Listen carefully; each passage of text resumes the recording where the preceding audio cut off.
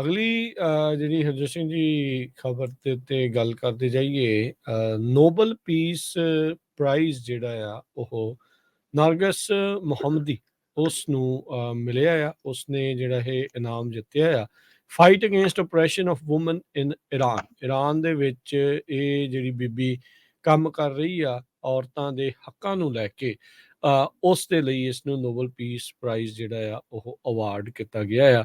ਇਹ Iranian activist ਇਸ time ਜੇਲ੍ਹ ਦੇ ਵਿੱਚ ਆ, ਉੱਥੇ ਉਸ ਨੂੰ ਗ੍ਰਿਫਤਾਰ ਕਰਕੇ ਰੱਖਿਆ। 51 ਸਾਲਾਂ ਦੀ ਇਹ ਬੀਬੀ ਹੈ ਤੇ ਇਸ ਨੂੰ 30 ਸਾਲ ਤੋਂ ਵੱਧ ਦੀ ਜਿਹੜੀ ਸਜ਼ਾ ਆ ਉਹ ਸੁਣਾਈ ਗਈ ਹੈਗੀ ਆ, ਤੇ ਨਾਲ ਦੇ ਨਾਲ ਆਪਣੇ ਘਰ ਵਾਲੇ ਤੇ ਆਪਣੇ ਨਿਆਣਿਆਂ ਨੂੰ ਵੀ ਦੇਖਣ ਤੋਂ ਇਸ ਦੇ ਉੱਤੇ ਰੋਕ ਲੱਗੀ ਆ।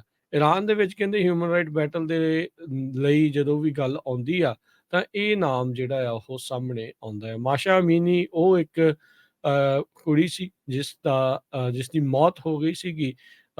ਉਸ ਤੋਂ ਬਾਅਦ ਦੇ ਵਿੱਚ ਬਹੁਤ ਜ਼ਿਆਦਾ ਜਿਹੜੇ ਪ੍ਰੋਟੈਸਟ ਹੋਏ ਸੀ। ਅਮੀਨੀ 22 ਸਾਲਾਂ ਦੀ ਸੀਗੀ ਤੇ ਉਸ ਨੂੰ ਹਿਰਾਸਤ ਦੇ ਵਿੱਚ ਲੈ ਲਿਆ ਗਿਆ ਸੀਗਾ। ਉੱਥੋਂ ਦੀ ਜਿਹੜੀ ਮੋਰੈਲਿਟੀ ਪੁਲਿਸ ਆ ਉਹਨਾਂ ਦੇ ਦੁਆਰਾ ਜਦ ਅਵਾਰਡ ਜਿਹੜੇ ਕਹਿੰਦੇ ਵੀ ਇਸ ਨੂੰ ਦਿੱਤਾ ਗਿਆ, ਨੋਬਲ ਕਮੇਟੀ ਨੇ ਕਿਹਾ ਆ ਵੀ ਉਹ ਰੈਕਗਨਾਈਜ਼ ਕਰਦੇ ਆ ਵੀ hundreds of thousands of people ਜਿਨ੍ਹਾਂ ਨੇ ਪਿਛਲੇ ਸਾਲਾਂ ਦੇ ਵਿੱਚ ਥੀਓਕ੍ਰੈਟਿਕ ਰਜੀਮਸ ਦੇ ਉਲਟ ਡੈਮੋਸਟ੍ਰੇਟ ਕੀਤਾ ਆ ਵੀ ਅਸੀਂ ਉਹਨਾਂ ਸਾਰਿਆਂ ਨੂੰ ਜਿਹੜਾ ਉਹ ਸਨਮਾਨ ਇੱਕ ਹਿਸਾਬ ਦੇ ਨਾਲ ਕਰ ਰਹੇ ਹਾਂ।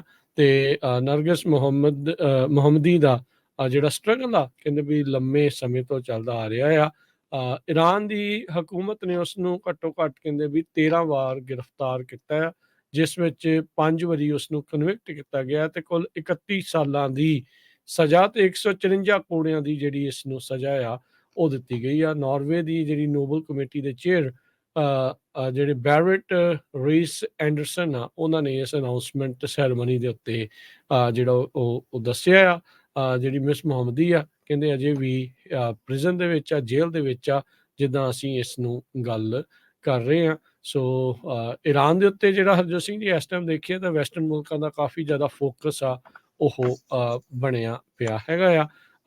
ਕੱਲ ਪਰਸੋਂ ਦੇ ਵਿੱਚ ਵੀ ਇੱਕ ਹੋਰ ਬੀਬੀ ਨੂੰ ਉੱਥੇ ਕਹਿੰਦੇ ਅਭੀ ਕੁੱਟਿਆ ਗਿਆ ਸੀਗਾ, ਇਹੀ ਮੋਰੈਲਿਟੀ ਪੁਲਿਸ ਦੇ ਜਿਹੜਾ ਦੁਆਰਾ, ਕਿਉਂਕਿ ਉਸਨੇ ਸਿਰ ਨਹੀਂ ਸੀ ਢੱਕਿਆ ਹੋਇਆ। ਨਰਗਿਸ ਮੁਹੰਮਦੀ ਜੋ ਆ ਉਹ ਕਹਿੰਦੀ ਵੀ ਮੈਂ ਡੈਮੋਕ੍ਰੇਸੀ, ਫਰੀडम ਤੇ ਇਕੁਐਲਿਟੀ ਦੇ ਲਈ ਇੱਦਾਂ ਹੀ ਕੰਮ ਕਰਦੀ ਰਹੂੰਗੀ। ਬਾਈ ਪ੍ਰੋਫੈਸ਼ਨ ਇੰਜੀਨੀਅਰ ਆ, ਉਸਨੇ ਇੰਜੀਨੀਅਰਿੰਗ ਡਿਗਰੀ ਕੀਤੀ ਸੀ ਤੇ ਉਸ ਤੋਂ ਬਾਅਦ ਉਹ ਫਿਰ ਐਕਟਿਵਿਜ਼ਮ ਦੇ ਵਿੱਚ ਆ ਗਈ। ਉਹ ਕਹਿੰਦੀ ਵੀ ਈਵਨ ਦੋ ਮੈਨੂੰ ਜੇਲ੍ਹ ਦੇ ਵਿੱਚ ਰੱਖਿਆ ਗਿਆ ਆ ਪਰ ਮੈਂ ਚੁੱਪ ਨਹੀਂ ਹੋਊਂਗੀ। ਮੁਹੰਮਦੀ ਨੇ ਵੂਮਨ ਲਾਈਫ ਫਰੀडम ਦੇ ਉੱਤੇ ਬਹੁਤ ਸਾਰੇ ਜਿਹੜੇ ਸਲੋਗਨਸ ਆ ਉਹ ਲਾਏ। ਇੱਕ ਤੁਹਾਨੂੰ ਯਾਦ ਹੋਊਗਾ 22 ਸਾਲਾਂ ਦੀ ਇੱਕ ਨੌਜਵਾਨ ਲੇਡੀ ਸੀ ਜਿਸ ਨੂੰ ਜਿਹੜੀ ਸਜ਼ਾ ਮੌਤ ਦਿੱਤੀ ਗਈ ਸੀ। ਤੇ ਜੋ ਮੁਹੰਮਦੀ ਹੈਗੀ ਆ ਉਹਦੇ ਨਾਂ ਦੇ ਉੱਤੇ ਉੱਥੇ ਗਾਣੇ ਵੀ ਬੜੇ ਪੋਪੂਲਰ ਬਣੇ ਹੋਏ ਹੈਗੇ ਆ। ਸੋ ਬਹੁਤ ਹੀ ਪੋਪੂਲਰ ਐਕਟਿਵਿਸਟ ਹੈਗੀ ਆ। 351 ਦੇ ਕਰੀਬ ਕੈਂਡੀਡੇਟ ਸੀ ਇਸ ਸਾਲ ਨੋਬਲ ਪੀਸ ਪ੍ਰਾਈਜ਼ ਦੀ ਕਮੇਟੀ ਦੇ ਕੋਲ, ਤੇ ਸੈਕੰਡ ਹਾਈਐਸਟ ਨੰਬਰ ਹਿਸਟਰੀ ਦੇ ਵਿੱਚ ਨੋਬਲਸ ਦੇ ਵਿੱਚ, ਤੇ 351 ਵਿੱਚੋਂ ਨਰਗਿਸ ਮੁਹੰਮਦੀ ਨੂੰ ਚੁਣਿਆ ਗਿਆ। 19ਵੀਂ ਵੂਮਨ ਆ ਜਿਸ ਨੂੰ ਇਹ 120 ਸਾਲਾਂ ਦੇ ਇਤਿਹਾਸ ਦੇ ਵਿੱਚ ਇਹ ਅਵਾਰਡ ਦਿੱਤਾ ਗਿਆ ਹੈਗਾ ਆ। ਓਲੈਕਸੈਂਡਰਾ ਇਹ ਯੂਕਰੇਨੀਅਨ ਹਿਊਮਨ ਰਾਈਟਸ ਲਾਇਰਸ ਜੋ ਹੈਗੇ ਆ, ਉਹਨਾਂ ਨੇ ਨੋਬਲ ਪ੍ਰਾਈਜ਼ 2022 ਦੇ ਵਿੱਚ ਜਿੱਤਿਆ ਸੀਗਾ। ਉਹਨਾਂ ਨੇ ਵੀ ਇਹ ਕਿਹਾ ਵੀ ਬਹੁਤ ਵਧੀਆ ਜਿਹੜਾ ਆ ਡਿਸੀਜਨ ਇਸ ਕਮੇਟੀ ਵੱਲੋਂ ਲਿਆ ਗਿਆ ਹੈਗਾ। ਸੋ ਵੂਮਨ ਲਾਈਫ ਤੇ ਫਰੀडम ਇਸ ਇਸ਼ੂ ਦੇ ਉੱਤੇ ਜੋ ਨਰਗਿਸ ਆ ਉਸ ਨੂੰ ਇਸ ਸਾਲ ਦਾ ਨੋਬਲ ਪੀਸ ਪ੍ਰਾਈਜ਼ ਮਿਲਿਆ। ਮੁਹੰਮਦੀ ਕਹਿੰਦੇ ਉਸਨੇ ਫਿਜ਼ਿਕਸ ਦੇ ਵਿੱਚ ਆਪਣੀ ਡਿਗਰੀ ਪੂਰੀ ਕੀਤੀ ਸੀ ਇਮਾਨ ਖਮੇਨੀ ਇੰਟਰਨੈਸ਼ਨਲ ਯੂਨੀਵਰਸਿਟੀ ਦੇ ਵਿੱਚੋਂ 1990 ਦੇ ਦਸ਼ਕ ਦੇ ਵਿੱਚ।